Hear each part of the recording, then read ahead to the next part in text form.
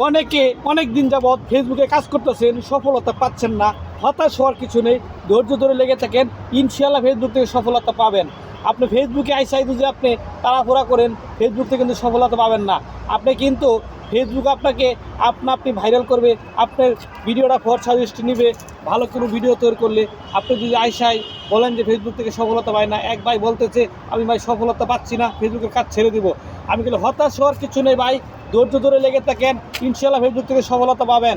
Facebook কাউকে হতাশ করে না, করবেও না, করছেও না আর করবেও না। ফেসবুকে আপনি ভালো কিছু করে যান, ভালো কিছু উপহার দেন মানুষকে, তাহলে ফেসবুক থেকে সফলতা পাবেন। ফেসবুকে কখনো ফেসবুকে গাইডলাইন মেনে চলুন। ফেসবুক কাউকে কোনো হতাশ করছে না, এখন পর্যন্ত আর করবেও না। ফেসবুকে আপনি নিয়মিত ভিডিও পোস্ট করেন, নিয়মিত অন্যের ভিডিওতে লাইক কমেন্ট শেয়ার করেন, ইনশাআল্লাহ ভালো কিছু পাবেন, সফলতা পাবেন, ভালো কিছু করতে পারবেন। ফেসবুক প্ল্যাটফর্ম একটি সুন্দর একটি জায়গা। ফেসবুক প্ল্যাটফর্মে কাজ করে কেউ কিন্তু কখনো এখন পর্যন্ত বলতে পারে নাই যে আমি ফেসবুক থেকে সফলতা পাই না। অনেকে ফেসবুক থেকে ছিটকে পড়ে যায়, কিছু কিছু কারণে কাজকর্ম ছেড়ে দেয়, চাকরি ছেড়ে দেয়, এজন্য কিন্তু ফেসবুক থেকে সফলতা পায় না।